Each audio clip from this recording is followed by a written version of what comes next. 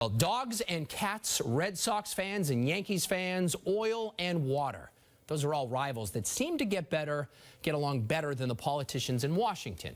But is anyone doing anything about solving that gridlock? As John Keller shows us, a local congressman is promoting bipartisanship, and some young voters want him to do even more.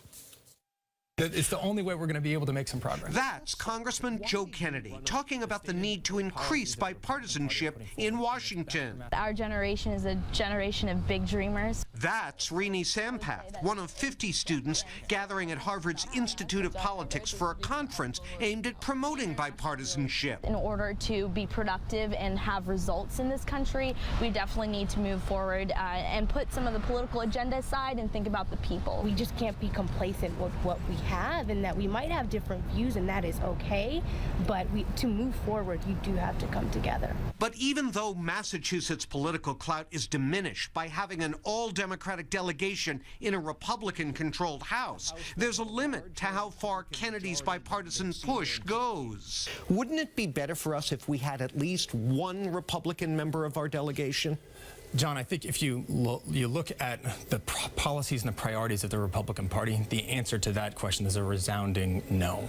He's really getting at the heart of the issue, that there's this feeling that there has to be a dichotomy between the Republican and Democrat, where in reality I think we're all along a spectrum of political views.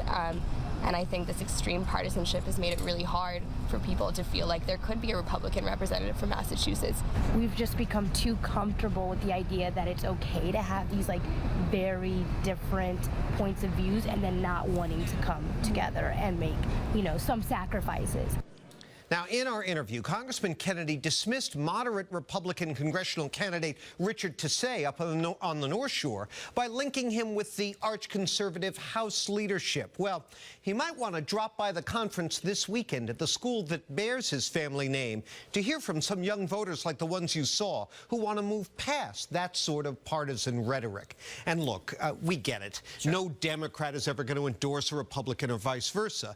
But at some point, are we in a permanent campaign where this kind of thing never ends? And, as I noted in that piece, it's starting to hurt us here in Massachusetts to have just one-party rule. Well, maybe it's not permanent based on what we hear those young people saying. I mean, maybe that is where the shift takes place. You may have to see generational change, get these gross baby boomers out of there before we see change in this kind of behavior. We'll have those 3 young women running. That's what we need. Looking forward to seeing them on the ballot. Thanks, and we hope that as they get older, they don't get cynical.